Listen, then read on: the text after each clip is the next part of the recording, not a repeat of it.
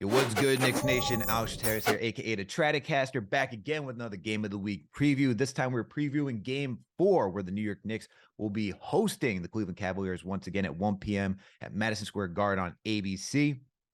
And who better to preview this game once again is none other than Evan Dammarell. He has the newsletter Right Down Euclid. You can also find him on Locked On Cavs. But before we ask Evan how he's doing today, make sure to hit that thumbs up button for your boys and make sure to check out KnicksFanTV.com. Evan, my man, how you feeling today, bro?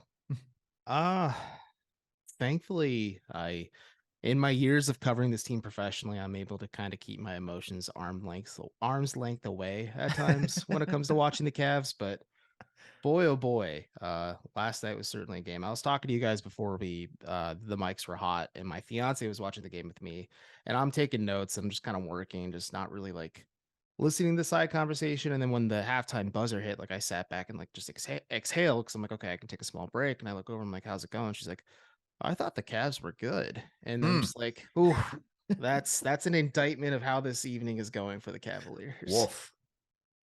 That's rough, man. That's rough. But I've been there before.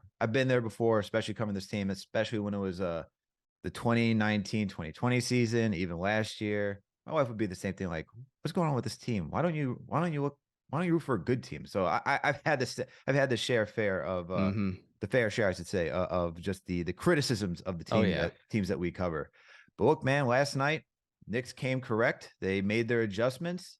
They were ready to face the Cavaliers, who kicked in their teeth in Game 2, and the Knicks decided to give them their own medicine in Game 3, winning 99-79.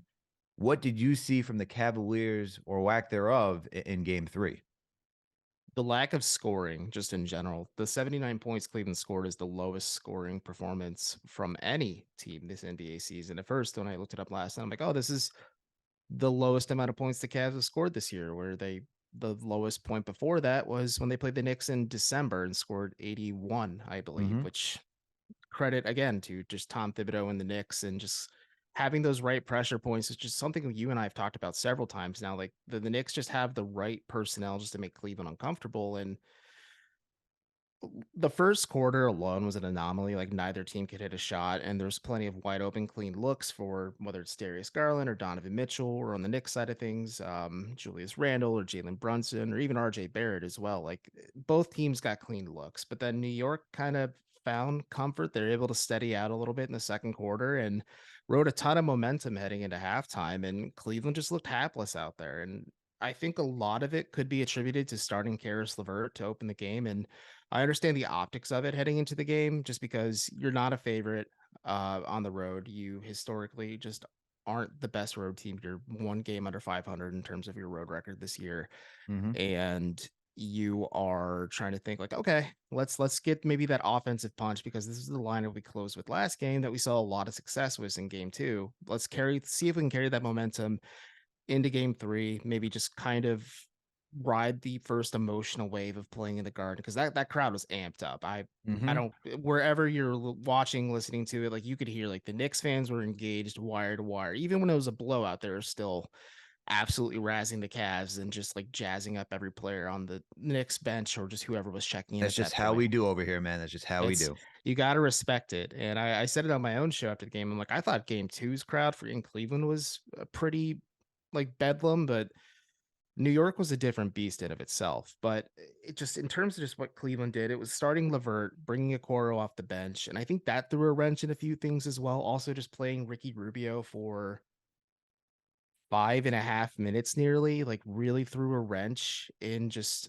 what the Cavs were trying to do offensively. And it was just the lack of offensive approach in this one. I think defensively, you can hang your hat on holding New York to less than 100 points, and you've kind of consistently kept them within that like 100-ish point range. Like that's good. Like I think that's encouraging in terms of just the defensive identity of the Cavs. But when New York is just able to get hot on offense and just ride the energy and emotions from the crowd like that, that's a death sentence for you. And it felt like the game was over at halftime. And there's the Darius Garland injury scare, of course, but it was just a rough performance overall and not the best road playoff debut for this Cavs team. Yeah, and it was definitely that second quarter, because in the first quarter we saw the Knicks and the Cavs both struggling to get offense going. I mean, they both had 17 points ending the first quarter. Then the Knicks decide to not only go on a scoring streak, but they also decided to turn up the dial on their defense and held the Cavs to 15 points, right? And there was not necessarily anyone in particular that stood out. Let me preface this saying that, we saw Jalen Brunson do Jalen Brunson things using his footwork to score. But when you look at the overall tallies, it was pretty even across the board that you're getting contribution from all areas of the New York Knicks depth chart. Oh yeah. For all nine guys. And when you get something like that, they're a tough team to stop, because that was the one thing that coming into this series we've talked about, whether it's been you, Evan, or even with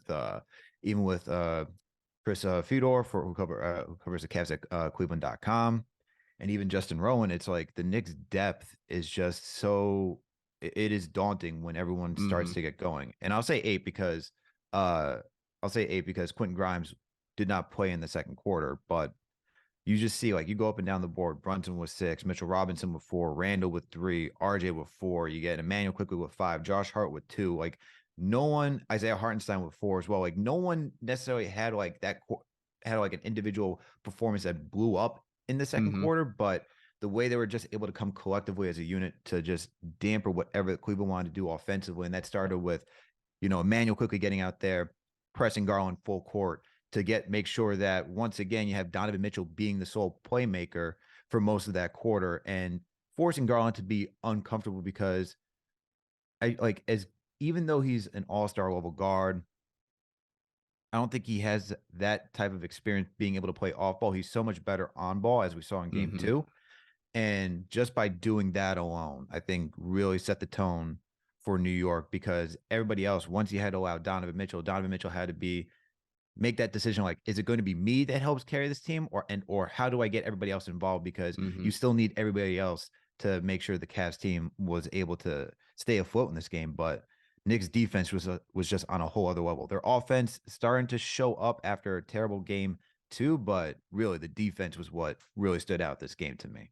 Oh, yeah. New York was locked in defensively. And I think you hit the nail on the head. Just the fact that the Knicks, this is something I've just noted to a lot of my listeners, readers, wherever the people consume my content. Like, hey, New York has a lot of just quality depth and a lot of young legs, whereas the Cavs are rocking with, well, no longer working with Ricky Rubio, Danny Green, who's still maybe not 100% physically just because of that ACL tear, Karis LeVert and Jetty Osman. Like, that doesn't inspire much hope, obviously. Like, you're going to be leaning heavily on your stars. And to your point, the Knicks did a great job rattling Darius Garland. Holding Karis LeVert to 0 of 5 shooting was huge too. Like, it really just completely negated the impact, or just the thought, at least, of starting LeVert in this game, because the offensive momentum just was not there, because New York hit the Cavs and made them feel rattled for the better part of this whole game. But like, it really became clear in the second quarter, because New York settled in and just took advantage of the fact that Cleveland was careless with the basketball. I'm looking at the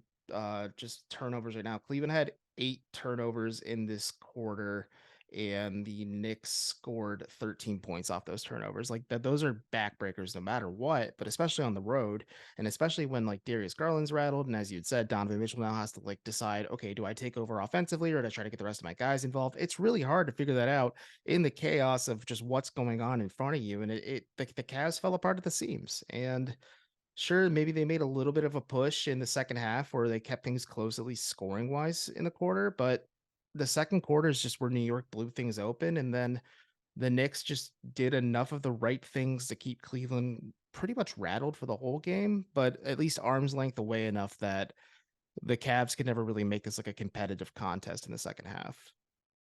In the playoffs, because during the regular season, we can see 20-point leads in the regular season. That's nothing. Any team, like, it could be free flowing.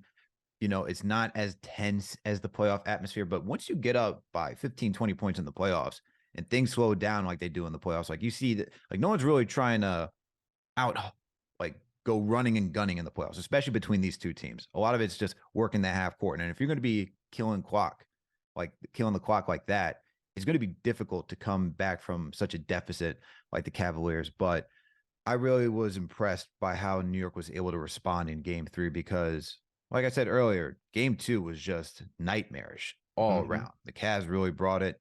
I'm happy to see, like from a Knicks perspective, that they were able to bounce back. I'm curious to see what's going on with Quentin Grimes because he had a contused shoulder, and that's why he couldn't Mm-hmm. play the remainder of the game. And we're still going to need him because even the minutes that he gave, right, it's keeping guys fresh, ready to go. That's why Josh Hart's able to come in and give that energy that he does off the bench.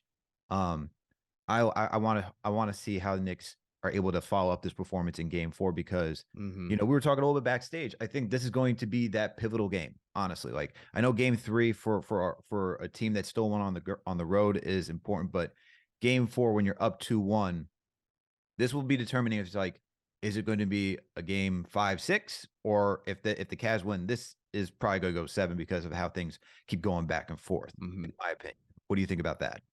I think that's a valid observation. If Cleveland drops game 4 on Sunday, I think we're going to be saying like, okay, their season is probably coming to a close sooner rather than later, just because they could win game 5, but they have yet to win in the Garden this season. And I think if it's a game 6 scenario in the Garden, Knicks fans are going to be at an even higher level than they were in game 3, which is kind of hard to comprehend. But I would just imagine just the fan base would bring it, the team would bring it, that just that energy in waves and just maybe frustration blowing over on Cleveland side of things. But as you had said, I'm curious for what adjustments the Cavs make heading into game 4 because nothing really went right for them on offense. And you kind of have this sense of urgency because your season is realistically on the line. Like you could go back, steal one on the road, and then it's all tied up at 2 apiece heading back home. And like you feel a little bit better because then it's just the best of 3 at that point. So you can just focus that at that perspective. Whereas if you're down 3-1 heading home, sure, historically speaking, Cleveland pulled off the impossible in 2016, but maybe it's just the uncertainty now just because there's no LeBron James on this roster. But the Cavs don't have that luxury of like one of the greatest players of all time, putting them on his back and just carrying them and willing them the victory. So I'm curious to see what the Cavs do. I wrote about this a little bit, but I think it's just they have to go back to what worked in game 2, maybe make some small minor adjustments. To me, it maybe feels like JB Bickerstaff overcorrected a little too much, but Hmm. it could just be an interesting way to see how things go. And also, Mitchell Robinson said it post game last night. Like he and the Knicks know the Cavs are rattled on the interior right now. Like Mobley and Allen are playing a little scared. And I think if you're Cleveland, not I think I know if you're Cleveland, you need those two to show up on in game 4 just to kind of be that security blanket for your guards defensively, but also that is your bread and butter and identity is just enforcing your will on the interior. And if you're not able to do that with your 2 premier bigs, you're gonna be sent home super quick. For sure. And you talked about 2016 where they did the improbable. I mean, once again, it goes back to the difference of having depth. Like you guys have Oh stars on that yeah. team. Like I'm like, let's make it clear. Like this is a very good young roster moving forward. Um, but you talk obviously LeBron James, Kyrie Irving, Kevin Love, and then behind that, you have Matt Dellavedova, you had Channing Frye, you had Timothy Mozgov, you had J.R. Smith, Amon Shumpert. There was Tristan Thompson. Like there was some Mhm. good depth on that team, which this Cavs team is lacking. So that once again, like it's just important to have depth come Oh yeah. playoff time just to keep guys fresh and so forth. But what do you expect the Cavs to do differently in game 4? Because as you mentioned numerous times now, they put Karis LeVert in that starting rotation. They, shout out to JD last night on the post game show, like when he brought this up, like, you ruin the Cavs depth on the bench when you do that. Like this is where you don't put all like you don't show your entire hand up front, right? Like you don't Mhm. have all your best players playing at the same time because you need to have somebody who can give you some scoring, someone that can come off the bench and give you that type of versatility. Do you see JB Bickerstaff going back to that? Who do you see come back into the rotation? Like what happens with Okoro?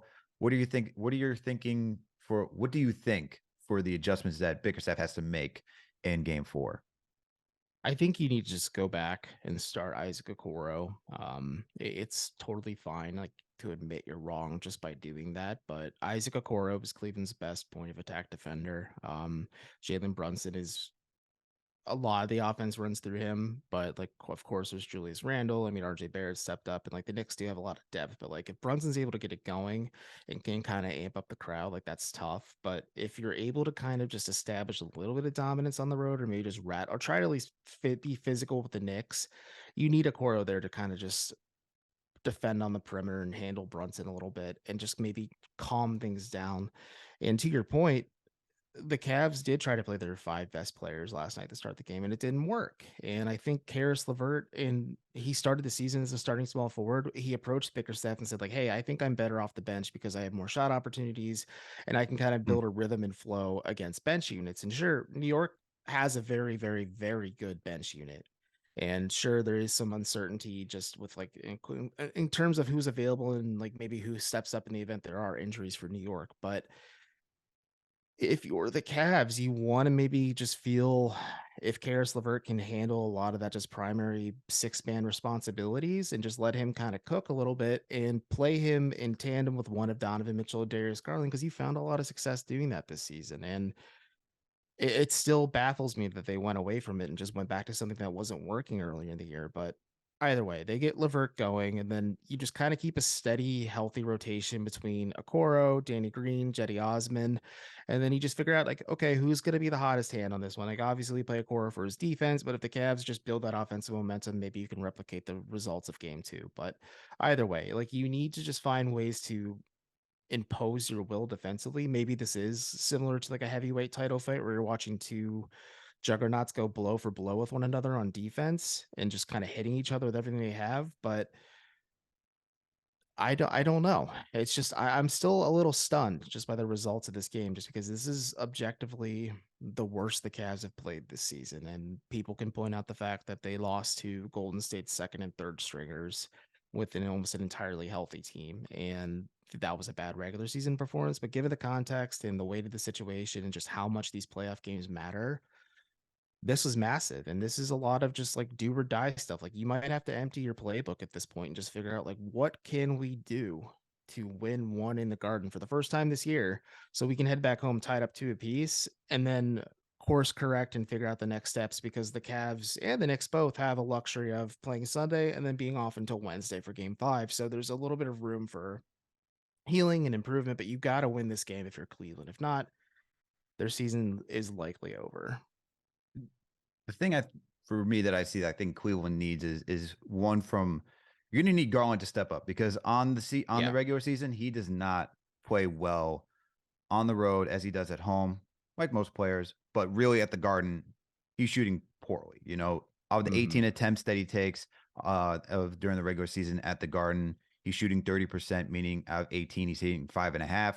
When he shoots from 3, from the 7.5 attempts that he takes, he's hitting 2.5. So he can get you the 19 points, but it's not going to be efficiently, and you're going to need Garland if you're going to do that. But seeing what it has been historically at the Garden, I wouldn't expect it, and especially when you have the crowd into it, the defense that the Knicks are turning up right now, it's very difficult, especially for a young player, in my opinion. But what really changes the game for New York was RJ Barrett showing up finally. Oh yeah, and that was big because Julius didn't have a great offensive night.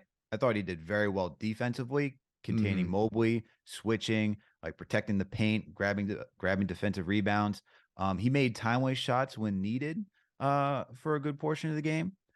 But overall, it was RJ, because outside of Brunson, you needed that performance from RJ. I mean, last night RJ had, what was it? He had 19 points.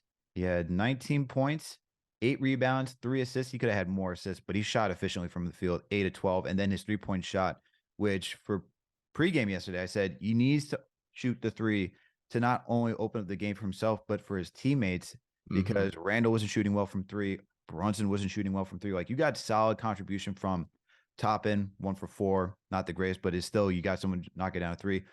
Josh Hart went 2 for 2, and you had quickly going 2 for 3 from downtown. And those threes helped open up the game for what the Knicks wanted to do, just to attack the paint, because now you have to honor their shot, right? It wasn't necessarily the greatest 3-point shooting performance, and most of it was taken by Randall and Brunson, but everybody else hitting timely threes that you had to account for helped and allowed Brunson and Randall, or really more so, I should say, Brunson and RJ to attack the paint.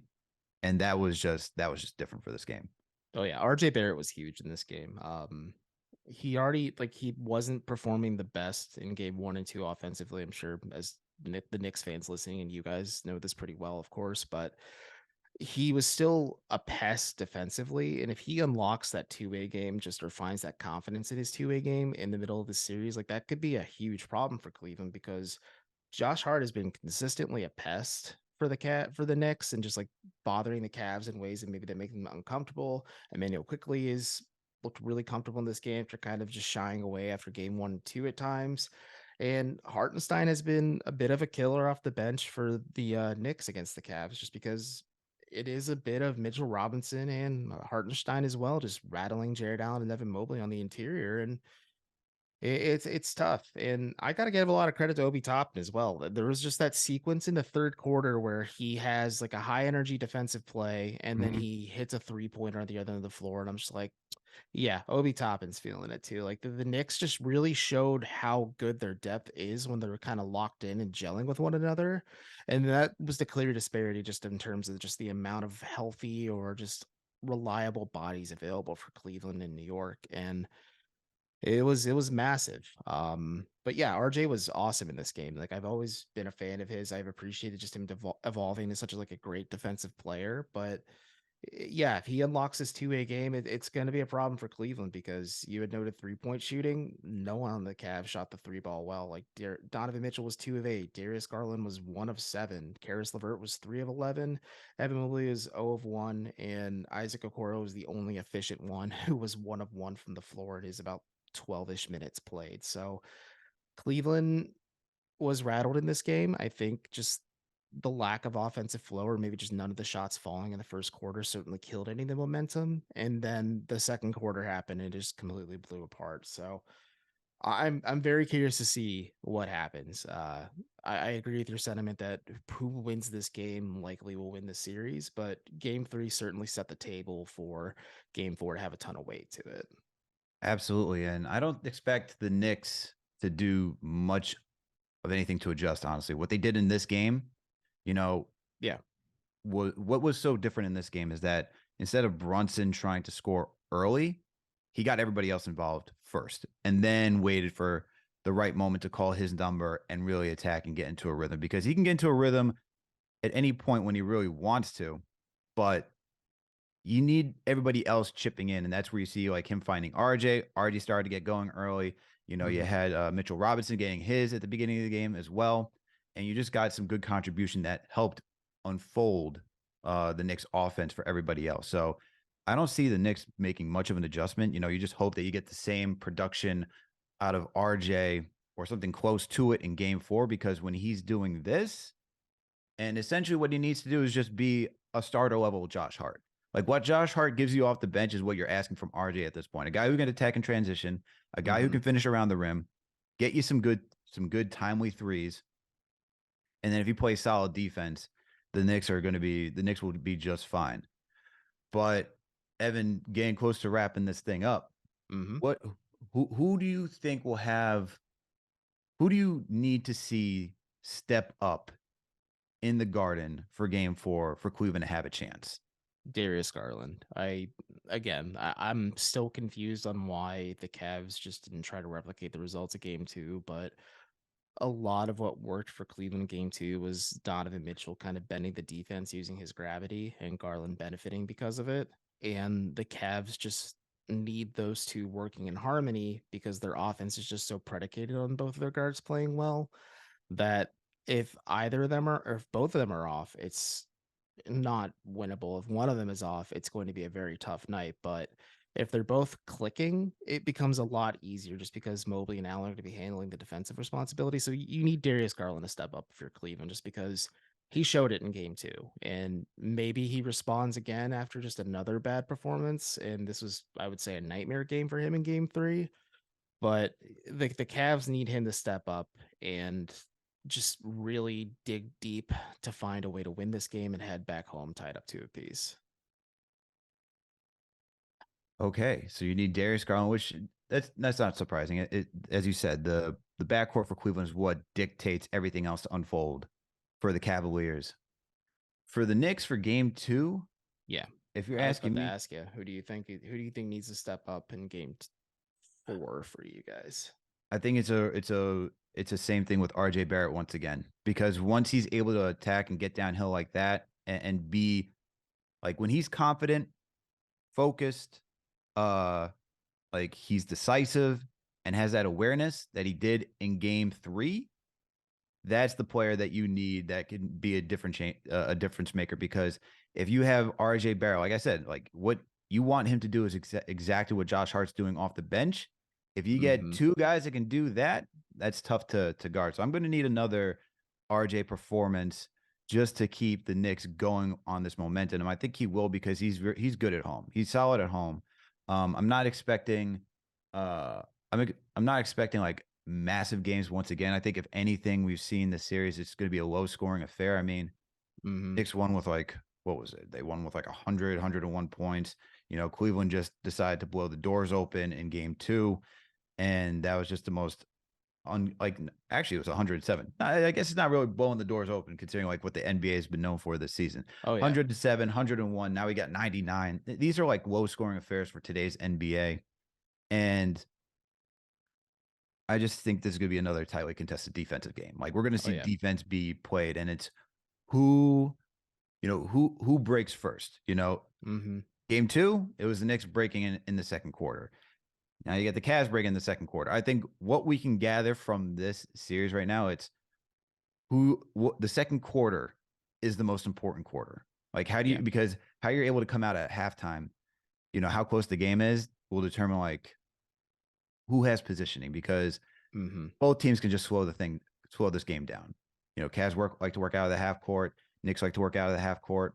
So I'm looking for a strong game once again from RJ, because once again, this is just the way that this is going. No one's going to have like that. It doesn't seem like anyone's going to have that explosive game that we're all waiting for, like other series, right? Like we had Norman Powell drop 30 plus points against the Suns. I don't think that's going to happen for this one, just because how good defensively both teams are. Yeah, I agree with you. And that's an interesting note just about how teams are winning. Whoever wins the second quarter, rather, seems to be the team that wins the game.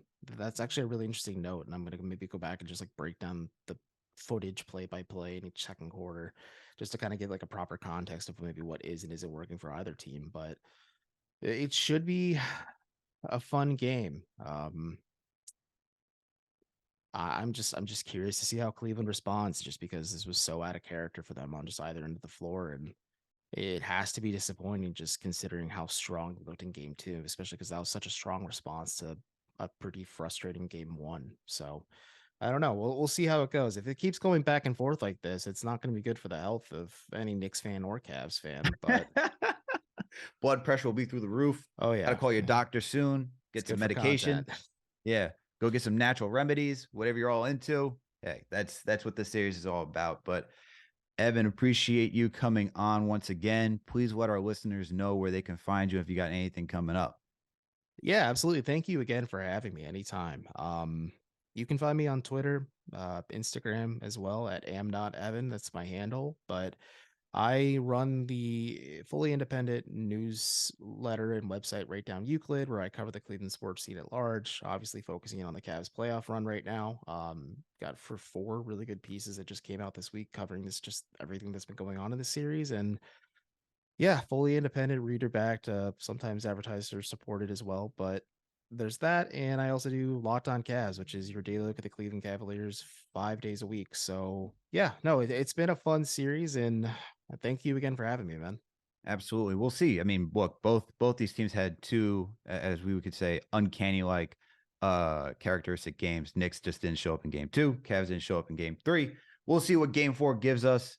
But Evan, once again, thank you for coming on the show. And to Knicks Nation, thank you once again for tapping in. Make sure to hit that thumbs up button for your boys. Make sure to check out KnicksFanTV.com to catch all Remy's recaps after every single game.